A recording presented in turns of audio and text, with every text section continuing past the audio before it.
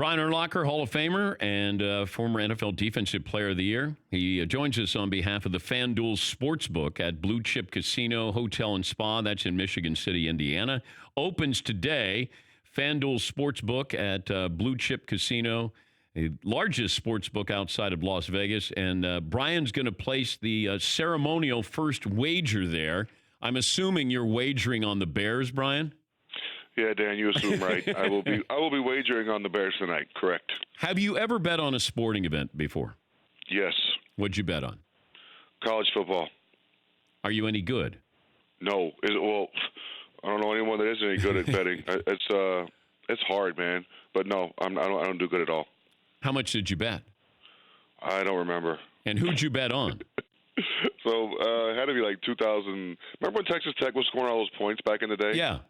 And so I took their team over, and I think their quarterback got hurt or something like that in like the first quarter, and I ended up losing.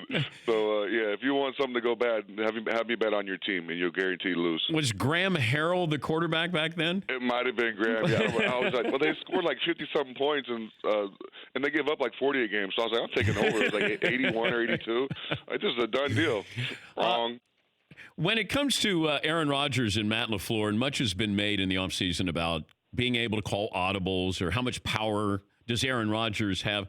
Aaron Rodgers doesn't strike me as an audible guy. Did you play him thinking he was changing that many plays at the line of scrimmage? You know what? I think he just gets them in the best play possible.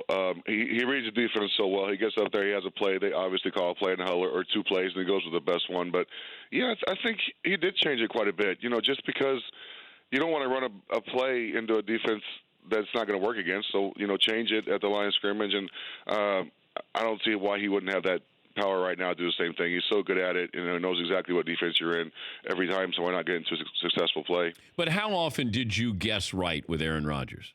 Well, we just ran cover two every play. So we didn't, even if they were checking or whatever, there'd be sometimes where we were in a blitz or we would have man coverage called and he'd be checking. I'm like, they're going to a pass. They're going to go to cover two. So we would most of our checks were into cover two, and there were some times where we could go from 2 to 1, but you're putting yourself in danger if you do that against that guy. So we stayed with cover two most of the time. We did pretty good. How often did you talk to him or he talk to you during a game? Pretty often, between plays, quite often. I don't know, probably 4, 5, 6 times, and you got 300 timeouts a game, so you get those times in there as well. Yeah, I don't know, because it doesn't strike me as he would trash talk you, but it's more of like maybe a business relationship. Well, I mean, there was not a lot of trash talking going on. You were right, and I wouldn't say business. Just I think it was just fun, honestly. We both had a good time. And Lance was the same way. Lance would jump in there all the time as well. But it was I wouldn't say business, but it was mostly fun banter going back and forth. Did a quarterback ever talk smack to you? Ooh, I don't remember. Remember Aaron Brooks? Yeah, played for the Saints there for a while. Yeah. Oh man, they came back. We had them down 20-0 in Champaign, or 23-0 in Champaign in 2002. And I think they came back and beat us like 23-20, and he was yapping the whole second half. So that was frustrating because we couldn't stop him, so it didn't really matter. What did he say to you? I don't know. It was 17 years ago. I don't have any idea. That was a long time ago. What do you miss about the game? My teammates, my coaches, being in the facility, being in as much as I hated meetings, I still miss them. Just all the stuff that comes with it. Not necessarily the game or playing the game, just getting ready for games was always fun to me. You wore a Cowboys jacket during an interview at the Pro Bowl last year. Yes. What the hell were you doing? Dude, so it was raining. I don't know if you watched the Pro Bowl, or I don't know if anybody does, but it was raining like crazy. And I was on the Cowboys staff that game. I was the captain for the NFC, and they were the coaches. So that's all the rain gear I had. The Bears didn't send me any rain gear, so I wore a Cowboys rain jacket for the game. Wait. You're Brian Urlacher. You're afraid of the rain? I'm not afraid of the rain, but I like to be dry. Oh, my God. You're tougher than rain. Everybody had it on, okay, pal? Oh, man. But you set Twitter afire, ablaze when they were like, why does Urlacher got a Cowboy jacket on? Well, if you put 2 and 2 together, the Cowboys coaches are coaching the game. All right. And they send all their stuff, so why wouldn't I be wearing it? I was dry. The better question is, he's smart because he's dry. At least he used the Cowboys jacket to stay dry. Are you getting a statue? What? Well, Walter Payton got one. George Halas got one. Yeah, I don't think so. I wouldn't quite put myself in that category. They are two of the all-time great Bears, coach and owner, and then you got my favorite Bear of all time, in Walter. How about an off-ramp that's named after you? I'm okay with nothing, actually. I'm happy with my achievements and my accolades right now, so I'll just stick where I'm at. Are you comfortable with the Bears and their kicking issues? Well, we're going to find out, I guess, Dan. I don't know anything about the kicker. I don't know who he is. I don't know what's going on. Hopefully we score touchdowns tonight, and it won't be an issue. Do you consider kickers football players? Yes. They're important. I mean, if you got a good one, I was very fortunate to play with Robbie Gould for probably 10 years or 8, 9, how many years here in Chicago, and he was good. We always knew when the game was on the line, Robbie was going to make it. So it's a huge confidence thing as well. But, yeah, he's a football player, and he was at practice every day working his tail off like everybody else. He's the Hall of Famer, Brian Urlacher, joining us on the program. If you were facing Mitchell Trubisky, what would you force him to do? Ooh. That's a good question. I don't want him to beat us with his legs, but what he's done a good job at is getting rid of the ball quick. Towards the end of the season, there, Coach Nagy put him in some good situations where he got rid of the ball pretty quick, and I think this year he's going to be even better. One more year in the system with Coach Nagy's tutelage, I see him getting a little better this year and being the quarterback that we drafted. Yeah, I'm just curious. When you're playing against these quarterbacks, you have a game plan, obviously. Yes. Who's the guy that you just said, no matter what our game plan was, it didn't matter? Oh, man, they know what defense you're in every time. These quarterbacks, Drew Brees is great. Obviously, Tom Brady. Peyton was great. Brett was great. They know what defense you're in every single time. And now with all the fake snap counts they do, they move their leg, they start moving around back there, so you think they're going to snap it, and then they don't, and you show your hand. You show them exactly what defense you're in, and that's what they want. So, but how defeating is it when you're at the line of scrimmage and all of a sudden Brady looks over and he calls out exactly what you guys are in, and so they don't necessarily say they're in this coverage. I think they just say blah blah blah. I don't know what the offense. I don't pay attention. I got enough crap going on the defensive side of the ball to worry about what they're saying. So they just know, and they do it now they work the play clock so well. They give themselves 15 seconds or whatever, and then they'll change it to right before the ball snapped, and you're screwed. You're stuck in a bad defense. Do you miss hitting somebody?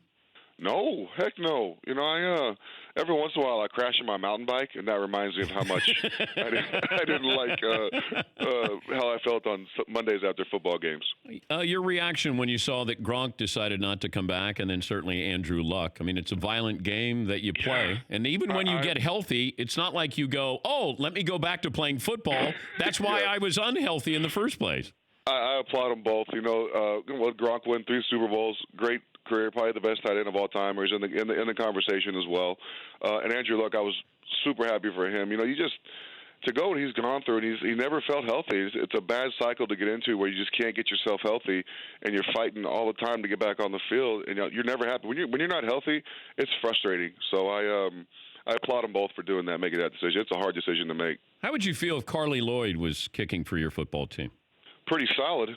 She kick a 55-yarder? Yeah. But it was awesome. But she had like a 15-yard head start running on the ball. That's true. That's true. I mean, and she made it. Don't get me wrong. But in the NFL, you have like 1.2 seconds to kick the ball, or you're going to get blocked, or you're going to get tackled if you're the kicker. So if she can get her timing right, she'd be great. But man, she drilled that thing. But also, everybody went, she's not going to tackle anybody. When's the last time you talked about a kicker and you said, but can he tackle anybody? Like, the Zendejas or Grammaticas. Like, they're not tackling anybody. No, I think, didn't one of those guys get hurt celebrating? Yes, did he tear Grammatica did. Yeah, I'm not worried about if my kicker has to tackle, then we got other issues, so I'm not worried about that. The guys on coverage have to make those plays. What is the value of the running back in today's NFL?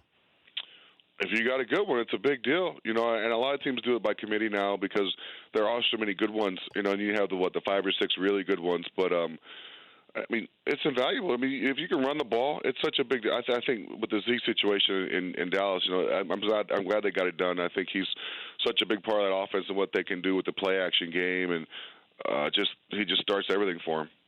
41 and a half sacks, 22 interceptions. I think you're one of 5 players in history who have had at least 20 interceptions and 40 sacks. Okay. Ray Lewis is on top there with 31 interceptions, 41. You have the same number of sacks as Ray Lewis. Okay. Cool. What does that mean? I don't know. Well, wait. Oh, you mean he has the same number of sacks as I do? Yeah. Is what you mean? Oh, yeah, my bad. Oh, yeah, okay. I might. But did you measure yourself against Ray? Like, you have to feel you're better than Ray Lewis, right?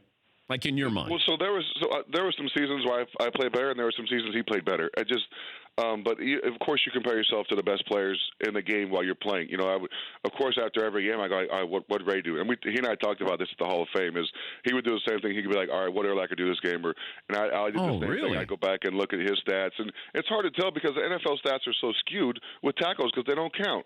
You know, I would make a tackle, and our guy would be like, oh, Lance Briggs on the tackle. I'm like, wait a minute, that was me making that. Wait. During the play, after you tackle somebody, you can hear the PA guy? Of course you can hear him. You know, whether you're on the road or at home, you can hear the guy saying, oh, Lance Briggs. I'm like, wait a minute, that was me. So, you know, those tackle numbers are a little skewed. But I look for the big plays, the sacks, the fumbles, the caused fumbles, the picks, stuff like that. But I definitely always checked on his stats. And plus, I was a fan of Ray. You know, he was a great player, obviously. Do you remember your last interception was against who? Matt Hasselbeck. Okay. Hit me right in the chest, and I scored a touchdown. Your last sack was against who? Oh, man, that is a good one. I do not know. I didn't have that information. I was just curious. Okay, yeah, I'm trying to think. I don't think I had a sack in 2012, which is my last year. 11, I may have had a couple. I don't know. Man, that's a good question. By the way, the most important question, how's the hair? The hair is sweet. Yeah? It's going good, yeah. It grows so fast. You know, when I was a kid, my hair grew really fast, and I was always annoyed because I had to get a haircut like every 4 days, I felt like, because I liked it short. And now I feel like I'm in the same boat again where I always got to get a haircut. Like, my wife's like, you need a haircut. I'm like, I just got a haircut. So, you know, stressful with the hair, getting haircuts all the time. The Hall of Fame bust doesn't have hair, right? It does not. No, I didn't play football with hair, Dan. Yeah, I know. I didn't know if you said, hey, this is how I want to look from now on. No. I want to be remembered how I looked when I played. Yeah, I don't think you would have been as badass looking if you had hair back then. Well, as long as I played the same, who cares? Well, I'm just saying the intimidation part, like, I don't know. Well, hold on. I'm wearing a helmet anyway, so what does it matter? But when you don't see our faces or our hair. When you take your helmet off on the sidelines. Oh, yeah, you think the guys from the other sideline look at me like, wow, that dude is a badass. Look at him 55 yards away over there with his helmet off, and he's bald. But did you ever envy Clay Matthews and his hair? No. He used to annoy me so bad because he used to flip it around the whole game. He used to spray the water on his face and his hair and always just like flaunt it around. So I used to get annoyed when we played against him. Hey, I like Clay, but when we played against him, it was annoying. Hey, good to talk to you. Have fun with the ceremonial first wager. Yes. FanDuel Sportsbook at Blue Chip Casino Hotel and Spa in Michigan City, Indiana, which opens today. Thanks, Dan. Thank you, buddy. Brian Urlacher, Hall of Famer. For more Dan Patrick Show, tune into Audience Channel 239 on DirecTV. Stream for free on BR Live or download the Dan Patrick Show app.